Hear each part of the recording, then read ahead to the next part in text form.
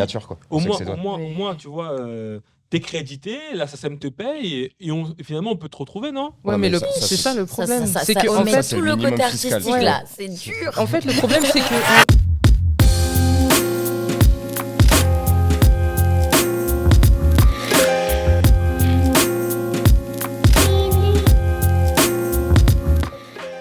Yo, what up la Sonobase? Là, je suis ravi de vous revoir pour un nouvel épisode du Boucan. On est prêt, on est chaud. Aujourd'hui, on va beaucoup parler, on va parler musique. Mais tout d'abord, il faut se présenter. Donc moi-même, votre host du jour, Shogun, a.k.a. Youngji, Mokonzi Abba Chantier, l'homme qui voit de loin mais pas de près, donc le visionnaire, c'est important. À ma droite, j'ai mes collègues de la Sono TV. Une personne que peut-être vous n'avez pas remarqué, mais elle fait partie du groupe. Elle s'appelle Kim. Kim, présente-toi, s'il te plaît. hello, Kimi Q, beatmakeuse, du coup, représentante aussi de la Sono maintenant. Et puis, shout out à Poudlard, shout out à Get Matrix, Hogwarts. des gros bisous. Et puis, voilà, on vient représenter les beatmakers aujourd'hui. Let's go. Oji, ça dit quoi? Black Scorpion, MC, artiste, lyriciste, spécialiste, gars de la East, voilà, vous connaissez les bails. Et là, j'aime le sujet dont on va parler. Je vais pas spoiler pour l'instant, mais là, ça m'intéresse aujourd'hui, là, beaucoup. Mais pour que vous captiez un peu l'univers sur lequel on va débattre aujourd'hui, on a ramené pas n'importe quel collectif. Un collectif que j'apprécie énormément parce que ils font partie des premiers à avoir fait une passe D à l'équipe de la Sono TV.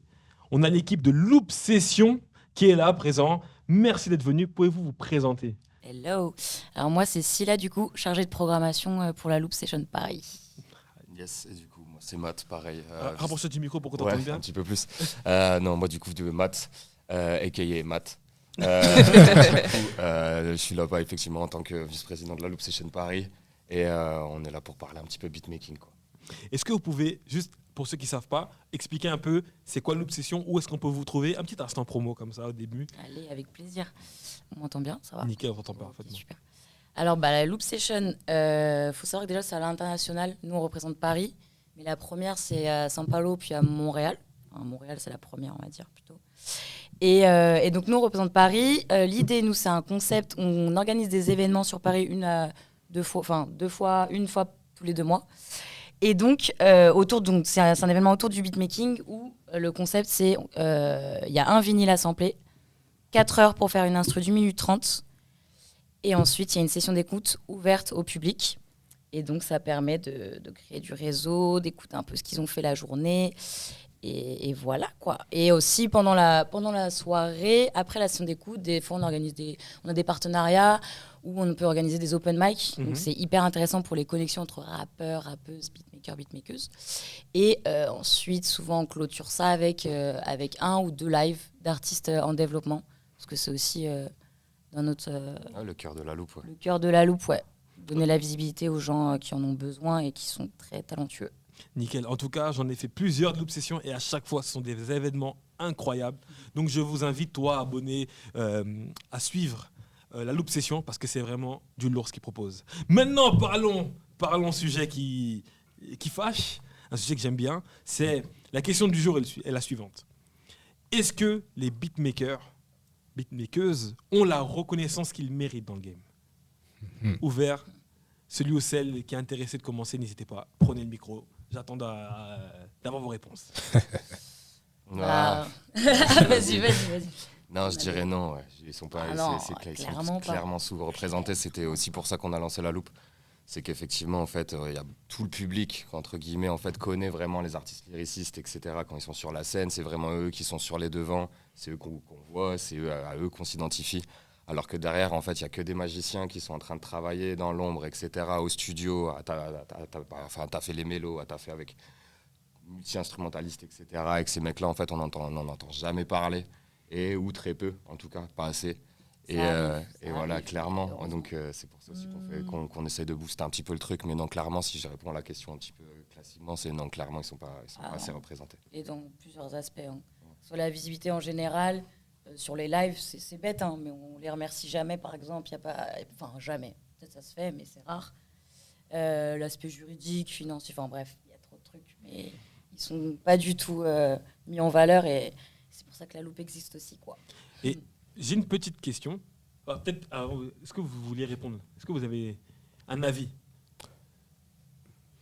Kim, tu veux te lancer Déjà, N'ayez pas peur, on merci. le sent. En tant que beatmaker, ça nous intéresse, du oui, coup. déjà, merci à vous de faire ce genre d'événement parce que ça nous aide beaucoup. Non seulement parce que, en fait, le fait de faire une épreuve de 4 heures, ce qui peut paraître peut-être long, mais c'est cool parce que du coup, on a le temps de faire ce qu'on veut faire. Pour avoir vu ce que vous faites à votre événement, c'est vraiment cool parce que, l'air de rien, c'est rien que le fait, en fait, d'être beatmaker et de pouvoir présenter sa prod devant tout le monde et même si pour vous, c'est peut-être pas grand-chose, mais d'avoir son nom affiché derrière, c'est déjà ça, en fait, parce qu'on présente notre œuvre, on est là, et il y a notre nom derrière, donc on est en mode, ça, c'est ce que j'ai fait moi. Et c'est très rare que, en fait, les gens le fassent automatiquement pour nous-mêmes, les beatmakers. Les gens ne vont pas forcément prendre le temps de penser que derrière l'artiste qui est en train de rapper ou de chanter sur la prod, il y a une prod qui a été faite, qui a peut-être duré une semaine, qui a peut-être duré des nuits blanches, qui a peut-être duré même peut-être plus d'1 an, en fait, qui a peut-être fait des allers-retours entre plusieurs personnes pour qu'elle soit parfaite, qui a quelqu'un qui s'est torturé l'esprit à aller au studio et même à dépenser, en fait, des sous pour que la prod soit parfaite, Même pour la donner, en fait, diguer à des quelqu'un. samples, etc. Ah oui. Ouais, Tout ça, en fait, c'est un travail qui est trop mis à la trappe et les artistes n'y pensent pas forcément. Enfin, je ne vais pas généraliser parce qu'il y en a certains qui en ont conscience. Mais il y a beaucoup de gens qui n'ont pas conscience qu'en fait, beatmaker, et je parle même aussi des ingé-sons, les personnes qui sont dans l'ombre et derrière l'artiste font un travail énorme sans lesquels l'artiste ne peut pas exister. Parce que si nous tous, on n'est pas là, on ne fait pas de prod, on ne fait rien, l'artiste, il va faire quoi? Ouais, c'est ça. Et puis sur quoi tu bouges ton cul après derrière. Bah ouais, sur non, quoi c'est tu ça. vibes, sur quoi tu fais tout ça, c'est ce qui envoie un petit peu la sauce, c'est ce qui envoie un petit peu le fait que quand t'es en réseau, que t'as envie de te bouger, etc. C'est la mélo, c'est le soldat de l'ombre qui a fait ça. Mais j'ai une vraie question, excuse-moi, pardon. Vas-y. Je t'en prie. Non, c'est juste que je trouve que malheureusement, du coup, il y a un peu ce conditionnement qui a été fait en tant que beatmaker. Beatmaker, j'ai l'impression, c'est que du coup, moi, je le vois, par exemple, tout à l'heure, tu parlais de la session d'écoute où on fait en sorte de vraiment les mettre en lumière, les valoriser un maximum, tout simplement en mettant leur blaze en fond pour qu'on puisse les rechercher sur Insta, sur leur réseau, etc. etc. Au-delà de ça, c'est vrai que quand tu les fais monter sur scène, c'est quelque chose. Hein. Tu sens qu'ils sont pas du tout à l'aise et qu'ils ont l'habitude d'être en studio ou dans leur chambre à faire leur petite prod. Et voilà, tu vois, ils sont beaucoup, ils sont très focus, voilà, ils sont dans leur création et pas forcément dans le côté communication, commercialisation de leur œuvre, etc. Et il y en a à qui ça plaît, que ça va très bien aussi, je pense, tu vois. Moi, je le vois des fois, la son d'écoute. Du coup, moi, j'aime bien leur dire, mets-toi en avant, c'est là, on écoute ta prod, mets-toi au centre, on va te prendre en photo. Les gens, il faut qu'ils sachent que c'est toi qui as fait ça, tu vois. Il y en a qui le veulent pas trop, qui osent pas en tous les cas, tu vois. Peut-être que c'est qu'ils osent pas parce qu'ils ont pas l'habitude de ça. Et c'est ça qui est hyper intéressant. C'est un bon exercice pour le coup, la son d'écoute, je trouve, pendant les loops. Par contre, je vais me poser une question. Pourquoi? Parce qu'en fait, je comprends pas. Après, pour moi, la fonction même du beatmaker, c'est pas d'être sur scène. Et donc, malheureusement, est-ce que c'est pas lié à sa fonction de mec qui finalement fait ses prods dans le studio, à être connu que dans les studios, mais il sera pas connu du grand public? Est-ce que finalement, c'est pas juste normal? À un moment donné, tout le monde ne peut pas être chanteur. Il y a des batteurs derrière. On leur demande pas, bien sûr. Ouais, Donc, après, la reconnaissance, est-ce que, parce que vous dites que vous avez dit que les beatmakers n'ont pas de reconnaissance, est-ce par exemple, on va prendre un. Pas assez. Pas assez. Est-ce qu'on va prendre par exemple un Timbaland ou un Scott Storch? Alors Je suis là, obligé. Tu Laisse-moi vas intervenir. aux États-Unis, toi, direct. C'est trop facile. laisse-moi intervenir là-dessus. non, mais là, Attends. Bah, allez, Neptune, allez. Je prends Neptune.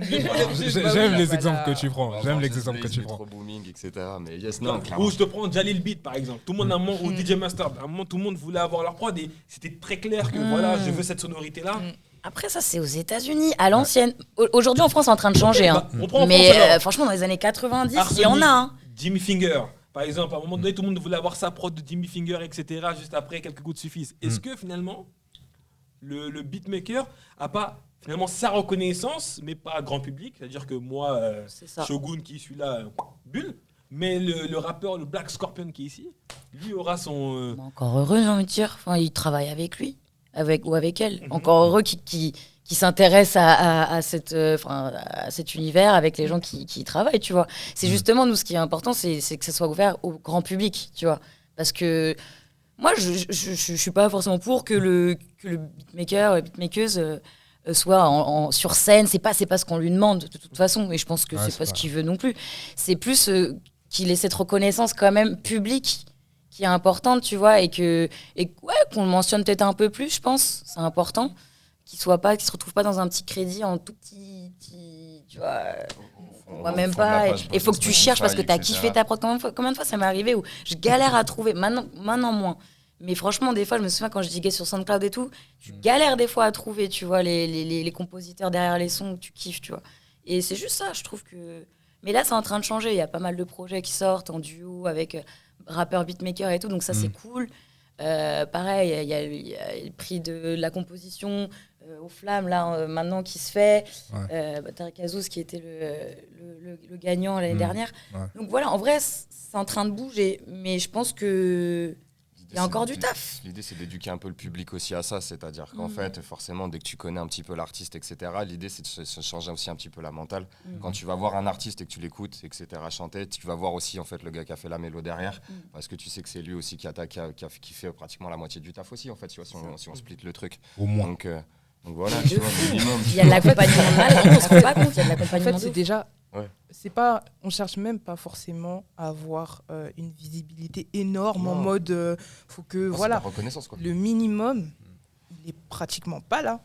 Ouais. C'est pour ça qu'aujourd'hui on se pose la question, et si on se pose la question c'est qu'il y a un problème. Exact. Et Ça ne financier fonctionne aussi. pas. Et le problème financier, mais c'est C'est compliqué. Il y en a encore il y a encore des labels qui sont assez reconnus, qui peuvent ça leur arrive de payer au black encore les compositeurs, tu vois.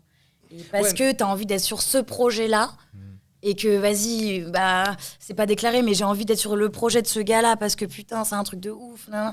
Du coup, t'acceptes, mais parce que tu sais que sinon, si c'est pas toi, ce sera un autre qu'on va appeler, tu vois. Et c'est tout un truc où je me dis, bon. Après ça, je pense qu'il y a aussi pas mal de facteurs qui font qu'on se retrouve dans ce cas-là. C'est qu'en tant que beatmaker, là, ça commence un petit peu à changer légèrement, mais on n'a pas forcément, quand on commence, toutes ces informations. Bien sûr. Sur le fait de s'inscrire à la SACEM, d'être auto-entrepreneur, de savoir quels droits auxquels on peut accéder et la manière dont on peut faire respecter nos œuvres et recevoir notre dû. Et le problème, c'est que du coup, il y en a pas mal qui du coup ne sont pas informés et se retrouvent dans des situations où soit tu n'as pas les sous qu'il faut, que tu as fait en fonction de ta prod, soit ta prod, elle pète, mais du coup, tu prends un 5% alors que la personne, elle est en train de faire le million. Parce que justement, tu n'as pas eu tes droits ou parce que tu n'es pas au courant que voilà, toi, normalement, en tant que beatmaker, tu as fait ta prod, tu dois avoir ton dû, ton pourcentage sur chaque moment où ta musique est écoutée, chaque moment où ta musique, elle sort. Enfin, tout ça, ça crée en fait un problème énorme. Black Scorpion, t'as pas parlé depuis le début là. Ouais, non, mais en fait, là, je rebondis sur un truc dont vous avez commencé à parler un petit peu. C'est la différence entre les Américains et les Français notamment. Parce que déjà, c'est même au-delà de la musique. C'est-à-dire que moi, je suis allé plusieurs fois aux États-Unis. Les Américains sont beaucoup plus expressifs. Tu vois, ils sont plus dans le show, tu vois, show-off, tout ça. Ce qui fait que, naturellement, ils ont plus de facilité à se mettre en avant que les Français. Et je pense déjà que, tu vois, quand tu prenais des exemples comme Timbaland, comme les Neptunes, comme Scott Storch, Dr. Dre ou d'autres, et encore Dr. Dre, c'est plus... entre guillemets un rat de laboratoire, mais voilà, il a tellement fait que voilà, c'est une institution maintenant. Je pense que c'est vraiment des mentalités déjà de base différentes et des manières d'être différentes. Après, si on reprend donc le cas de la France, bien sûr, je suis d'accord sur le fait que les beatmakers ne sont pas assez reconnus. Déjà aussi par rapport à ce que je viens de dire, c'est que forcément, je pense qu'en France, voilà, on est moins expressif, que le rap prend plus de place en termes de rap. Comment il s'appelle ? Ah, j'ai oublié là. Corescalp. Ouais. Quand même. En France, ils sont quand même. Mais regarde, tu peux en citer combien en fait des beatmakers ou des équipes de beatmaking qui sont vraiment reconnues en France, En vrai, qu'on connaît réellement. Il y en a un peu plus maintenant. Mais... Oui, maintenant, mais je veux dire, si on prend sur si tu prends globalement sur tous les beatmakers qui C'est pas existent, leur- c'est tous pas ceux leur qui taf, font des... hein, d'être reconnu comme ça. Non. Non, moi je pas parle pas de une- connus, c'est je pas parle une je parle d'être c'est une reconnu. reconnaissance. C'est avoir la C'est la reconnaissance pour moi, Dans le game, forcément, si toi t'as kiffé la prod de Damso, etc., t'as un rappeur, tu vas forcément essayer de voir quel beatmaker. a Je fait vais ça, te dire non un bail, Dis-moi. pas forcément. Il y en a, parce que moi je suis rappeur, et je vois aussi comment ça fonctionne. Il y en a, ils vont pas se demander, ouais, c'est quel beatmaker qui a fait cette prod. Ils vont se dire, ok, j'aime cette prod là, je vais voir un beatmaker. Et Je vais Voilà. dire, demander de est-ce faire que la tu peux même faire la même Exactement. prod que, Voilà. que j'ai entendu Exactement ça. Et ça, il y en a plein. Bah alors, est-ce que, la suite que tu me dis ça, là, je rebondis, est-ce que c'est pas un peu la faute du beatmaker qui s'est un peu peut-être travesti, beatmaker, excuse-moi, qui s'est un peu travesti à travers le côté jeu YouTube. Vous vous rappelez à l'époque, Type Beat Drake À l'époque, truc, c'est pas Type fini. Beat, C'est pas fini. Mais ça, C'est ça pas part- fini, ça a ça. participé Ça, c'est encore un autre justement. truc. tu vois, Par Type Beat contre. afro, jazz. Ah oui, Type Beat de tout. Après, je pense que c'est parce que c'est devenu aussi très accessible aujourd'hui de faire du rap, même si en vrai tu peux faire autre chose, tu peux chanter sur une prod ou quoi. Mais c'est quelque chose qui s'est hyper démocratisé. Et maintenant, comme tu dis, tu mets Type Beat old school, boom bap sur YouTube et tu peux poser dessus et voilà, tu vois. Et comme elles sont gratuites, bah tu poses dessus. Enfin, il y en a qui sont gratuites et voilà. tu Ouais, vois. pas toujours, hein. Mais ouais, non, pas du tout. Mais je pense que c'est ça aussi qui a fait que c'est plus compliqué. Ah, pardon, on m'entend mal. Ouais, Sorry, T'inquiète. j'ai pas l'habitude. Mais ouais. non, répète, excuse-moi. Sur les Type Beat, ils n'ont pas quoi l'habitude, c'est gratuit. Ouais, c'est ça, c'est juste que je pense maintenant, vu que ça s'est démocratisé de ouf de faire du son en tant que rappeur, chanteur, chanteuse, rappeuse, tu trouves une prod sur YouTube comme as, tu vois. Et du coup, t'as plus le truc de vas-y, je vais voir qui a fait ça, je vais contacter cette personne parce que je kiffe son univers, sa couleur, enfin, tu vois. Et je pense que ça a pas aidé aussi à ce qu'on leur donne. Ça, c'est très vrai ce que tu dis, je pense. Parce que là, tu parles des type beats. Et, Ouais. en fait, là, je peux pas parler au nom de tout le monde, tu vois. Mais je pense aussi qu'il y a des rappeurs qui commencent par là. Ah ouais, mais non, après, Et je comprends. Quand ils connaissent un beatmaker, en fait, ce truc de ouais, est-ce que tu peux me faire la même prod qu'un tel, je pense que c'est un rapport de proximité parce qu'il connaît un beatmaker plus Ouais. que ok, je vais chercher un beatmaker pour son son ou pour ce qu'il peut apporter. C'est plus ok, ah ouais, j'ai entendu parler, il y a un gars, un pote qui touche un peu à Fruity Loops ou je sais pas quoi. Ouais, est-ce que tu peux me faire un peu la même prod qu'un tel ou quoi. Et pour moi, ça, c'est un vrai problème parce que justement, là, on en vient dans la question, c'est est-ce que, comme tu disais, est-ce que les beatmakers sont pas un peu travestis? Déjà, pour moi, le problème part déjà aussi des rappeurs parce que les rappeurs, arrêtez d'agir comme ça. Trouvez un son que vous voulez, mais ne dites pas à un beatmaker ouais, est-ce que tu peux faire une prod comme ci, comme ça, comme un tel, comme un tel. C'est pas fini. Non, parce que pour moi, un beatmaker doit avoir son identité à la base. Exactement, ouais, de ouf. Ouais. Voilà. Regarde, si Mais demain, il y a- le problème, il vient des deux. en Si fait. demain il y a un son, on sait que c'est un. Voilà, à l'époque, quand Jul arrive, les sons du Sud, type Sud, ça pétait bien. Moi, demain, je veux péter aussi. Je vais dire à mon gars. Bah, va dans le sud. Bah ouais, trouve Va chercher un autre, l'original. Ah, mais si je peux beatmaker trouver qui à côté de peut. chez moi. Ouais. Ouais, mais est-ce Mais que si tu sais que le beatmaker avec qui t'es, il fait pas ce style-là, c'est C'est pas ça. dans son identité, lui demande pas parce qu'après tu vas dire ouais, il se travestissent. Mais le problème c'est que tu lui demandes quelque chose qui ne lui correspond pas. C'est pas plus parce ça, que en ouais. fait la mode est là que ça va forcément avec son identité et parce que c'est un beatmaker. Bah, en fait, c'est pas une machine quoi. Après, ça dépend. On n'est pas Je des pense qu'il y a- machines. Je pense qu'il y a deux écoles. Je pense qu'il y en a qui ont bien leur univers, tu vois, marqué. Ils ont un type de flow qui kiffe, voilà. Mais je pense qu'il y en a aussi qui aiment bien être drivés par leur artiste-interprète aussi. Tu vois, je pense que ça Ouais. peut exister, tu vois. Il y en a qui disent, moi en vrai, mon challenge, c'est que tu veuilles, enfin que j'arrive à faire ce que tu veux Oui, que je bien fasse, sûr. tu vois. Je pense qu'il y a les deux écoles. Mais moi, j'avoue, je suis partisan du truc où t'as un beatmakeuse et t'as ton univers, je viens de voir toi parce que je kiffe cette sonorité-là que tu fais. J'ai reconnu, tu vois, Timbaland, on sait que c'est du Timbaland. Enfin, tu Voilà. vois, et Ouais. c'est pour ça qu'il est reconnu aussi, tu vois. Mm. En vrai, de vrai. Enfin, donc, ouais, je pense que c'est... Mais j'ai une question aussi pour nuancer un peu le propos. Est-ce que justement, il n'y a pas un problème de reconnaissance aussi? Parce que mine de rien, on va pas se mentir, il y a beaucoup de beatmakers qui font les mêmes prods, même type de prod. Et du coup, on ne sait plus qui est qui. Ça, c'est vrai. Non, Parce que, clairement. c'est ça aussi. Clairement, après l'idée, effectivement, c'est que maintenant, tu sais, quand tu deviens beatmaker, ça devient aussi malheureusement ton taf aussi de travailler ton image en fait. C'est quand t'es artiste, tu taffes ton image, t'es labellisé, c'est cool, on t'aide, alors que beatmaker, tu peux être labellisé, etc. Ça reste quand même assez chaud quand même de se faire labelliser en tant que beatmaker, faut que t'aies déjà placé avant, etc. Machin, donc on est sur un autre level. Et ouais, clairement en fait, le truc de reconnaissance, faut juste que en fait à un moment... déjà les artistes jouent le jeu en fait de base, les artistes lyricistes, hein, tu vois, là j'ai un exemple qui me vient en tête, j'ai Jossman en fait, tous ses premiers trucs c'était Easy Diou, Pétas, etc. machin, et donc maintenant on savait qui était Easy Diou en fait, vraiment directement. Là tu vois, tu me parlais là tout à l'heure, tu parlais d'Amso, tu vois, moi quand tu me dis d'Amso, je pense à Benjé, je pense à Icas Boy, je pense à Miss Sizer, etc. tu vois, directement. Donc du coup en fait c'est une identité qui a été travaillée à fond, et derrière effectivement le taf de beatmaker, ce qui est un peu dramatique, c'est qu'au départ c'est comme chaque artiste en fait, t'es un peu tout seul à faire ta croûte, et t'es un peu tout seul à faire ton trou, et c'est qu'une fois que t'as ton trou que tu commences vraiment en fait à sortir un petit peu sur les médias, à sortir un petit peu de l'ombre entre guillemets. Donc effectivement la reconnaissance, ça passe aussi par les lyricistes, ça passe aussi par en fait les accompagnateurs que tu peux avoir, ton manager, n'importe qui, mais ça passe aussi par ça quoi.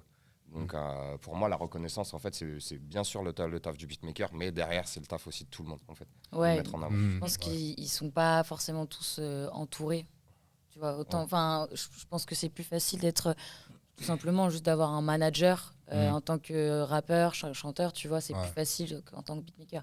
Il y en a, mais c'est plus rare, c'est beaucoup plus rare. Et en vrai, quand tu as une équipe derrière toi qui te pousse et qui te trouve des gens qui vont dans la même vibe que toi, etc., musicalement, c'est plus simple aussi pour ta reconnaissance, quoi. Mais est-ce que finalement, encore une question un peu peut-être bête, mais la reconnaissance d'un beatmaker, c'est pas juste finalement d'avoir son crédit sur le son? Non, ta reconnaissance c'est d'être connu. Ça reste un artiste. Le Graal, tu En vois, fait. on parle de Je pose une Timbaland, vraie tu question, vois, en sens, c'est que ta signature quoi. au moins, tu vois, t'es crédité, la SACEM te paye, et finalement on peut te retrouver, non? Ouais, mais c'est ça le problème. C'est que on en met fait, c'est tout le le minimum côté fiscal. artistique là, c'est dur. en fait, le problème, c'est qu'en tant que beatmaker, on nous limite à ça. Ouais, voilà, c'est ça. Alors que nous, Non, ça va clairement pas. beaucoup plus loin. Ouais, de ouf. Ça va beaucoup Des plus beatmakers, loin. ils ont fait des carrières. Ah, hein. mais au moins, alors qu'un top liner, il a même pas de crédit, quoi. Au moins, un beatmaker, C'est un il a top, son... c'est un top liner. Mais la vérité, C'est un top liner. ça arrive de Voilà. Dans le processus créatif, on est quand même Ouais. tu vois, au début du truc top liner, c'est juste en fait tu viens chantonner Ah, ton truc et voilà, Ah, mais beatmaker. des fois, c'est la Beatmaker, chanteuse qui fait que- Ouais, non mais c'est clair Oui, que tu vas ça choper dépend. ta petite mélo, tu vas choper ton petit jingle quoi. Faut Mais, faut la Mais penser, non, la puis musique, la beatmaker, prod. faut savoir faire du mix, faut Ouais. savoir composer, faut que tu connaisses le solfège, ça nécessite des capacités, enfin des vraies connaissances quoi. Ouais, pas Et forcément. donc du coup, puis en plus directement en fait quand on entend ton son à la radio, on revient en fait, au départ du truc, c'est quand tu viens bouger ton cul, tu bouges sur quoi? Tu bouges sur la mélo en fait. Et après t'as un artiste lyriciste qui soit vient sublimer la prod, soit vient l'accompagner en fait. Mais Des fois, la vraiment, le gâcher. point de départ. Hein, Des fois, la gâcher. et des fois la gâcher, des fois la pourrir, tu vois, des fois. c'est les Des choix fois, de il faut pas que ça chacun. sorte. Mais ouais. tu vois, c'est qu'à un moment, en fait, la base des bases, même l'artiste lyriciste, il se base sur la prod de base dans C'est sa ça. créa. Après, il a son texte, il a son machin, il a son truc. Mais derrière, en fait, il va écouter quand tu arrives en studio, que tu te poses, que le beatmaker il arrive, en fait, il te fait écouter 40 prods. Et toi, tu te mets en fait dans la mélo et tu as tes textes, etc. Et tu rentres en fait en fonction de ça sur une mélo ou pas. Tu vois. Donc en fait, si j'ai bien compris, il faudrait à la fois avoir les crédits et en même temps peut-être que sur chaque son, il y a un Il y a un Easy petit Diou, shout-out. Il y a un Pétasse. petit shout-out. Ouais. Non, T'as en envie de vrai, parler à la Non, nuit. en fait, vraiment, Ouais, moi, bah c'est ouais. plus dans la mentale, en fait, du truc, même des gens, des auditeurs, en fait, qui écoutent le truc, en fait, qui changent un petit peu, en fait, cette mentale de quand t'apprécies, en fait, un artiste, tu viens voir aussi, en fait, qui c'est qui a bossé derrière, etc. En fait. C'est juste changer cette mentale-là de, en fait, c'est pas juste Beyoncé ou c'est pas juste Jay-Z, en fait, derrière. Ça. C'est que, en fait, il y a toute une équipe et le beat que tu kiffes, en fait, va voir qui c'est, parce que si ça se trouve, en fait, il va te driver sur des artistes que t'as jamais connus parce qu'il a prodé pour eux, etc. Et donc, du coup, en fait, c'est grâce à lui, ça devient un segment de découverte aussi. Et donc, si tu commences en fait à changer un petit peu les mentales là-dessus, ça peut vraiment aider le truc. Matt, Voilà. une question. Est-ce que tu veux pas que Ouais. tout le monde finalement devienne des passionnés? Bah, c'est ça, le but, c'est ça, bien sûr que oui. Peut-être que des fois le gars il écoute son son et Ouais. il bouge ses fesses, le gars, après Non, c'est fini. mais tu vois. au moins c'est marqué sur ton truc, tu vois. T'as le nom de la track qui est en train de passer sur ton Spotify, ben t'as marqué prod by. C'est ça. Voilà, c'est tout, point barre Rien déjà. que ça, déjà, c'est pas mal. Ok, prod aide. by. C'est vrai. Après, je pense, tu vois, par rapport au grand public, Ouais. bon, le grand public, généralement, voilà, il s'arrête sur la personne qui voit, tu vois, quand il y a un clip, tout ça. Mais au moins, si déjà dans les gens du milieu, parce que ça part déjà de là, les gens du milieu, si déjà ils accordaient plus de respect, Et déjà, d'intérêt, ouais. d'intérêt et de reconnaissance aux beatmakers, je pense qu'il y aura déjà une évolution relativement significative. Bien sûr. Parce que on en parle un petit peu, mais justement, combien de rappeurs volent des prods, ça voilà. Ça, on peut revenir 45 minutes sur ça. C'est réel. Ça, c'est...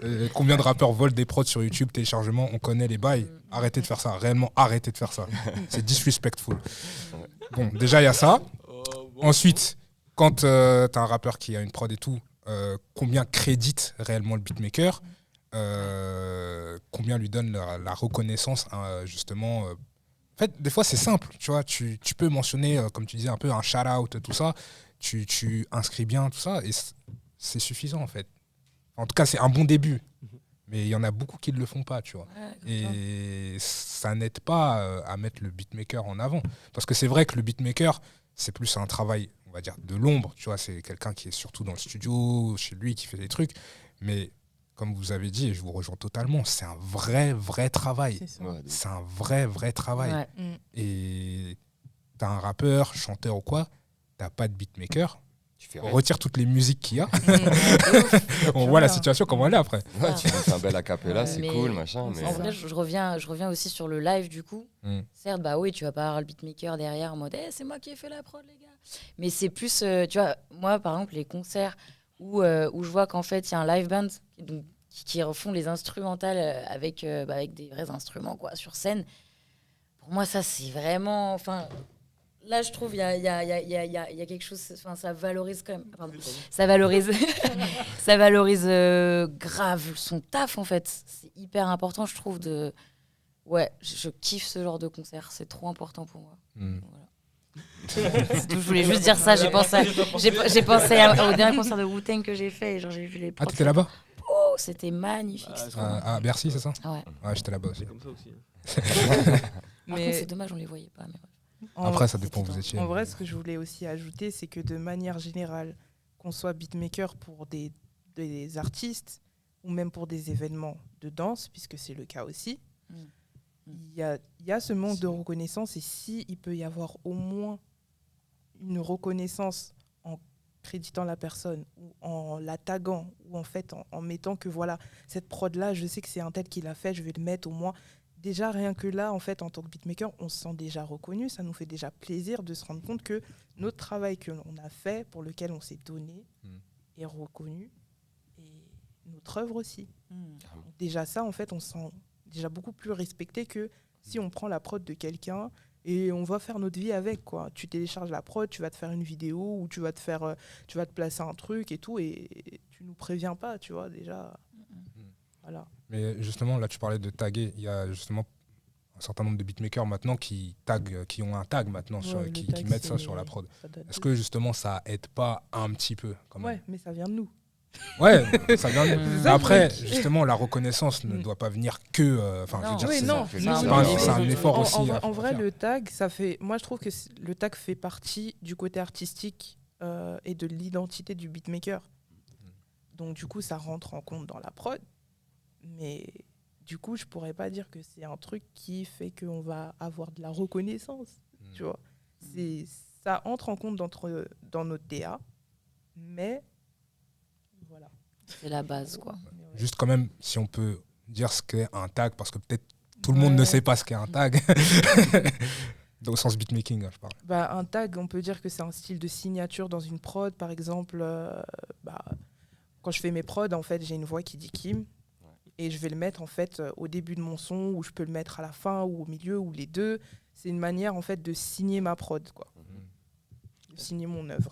Z de Zoro, quoi. Il faut. Pour tout le monde puisse comprendre. Dans le marbre. En tout cas, je pense qu'on va conclure sur ces derniers mots. Ma petite connerie, je suis désolé. L'obsession, n'hésitez pas à faire une petite promo, dernière instant promo quand même, c'est important. N'hésitez pas à aller suivre l'Obsession Paris, voir ce qu'ils font, parce que ce qu'ils font, c'est mortel. Ils donnent de la valeur à tous ces beatmakers-là, ils en ont bien besoin. On rencontre des gens incroyables. J'ai rencontré des beatmakers que je trouve lourds, des artistes au top grâce à vous. Donc big up, continuez ce que vous faites. Et n'hésitez pas aussi à liker, partager et commenter le contenu de la Sono TV parce que c'est important. Big famille, big love pour la culture. Merci On est en beaucoup à vous. Ouais, merci. les hein. gars. Merci. One love. Et Shogun a rappé là-bas. C'est grave, on va s'arrêter là. Grave bien en plus. On se retrouve bientôt pour un prochain épisode. Boucan. Peace out, peace out.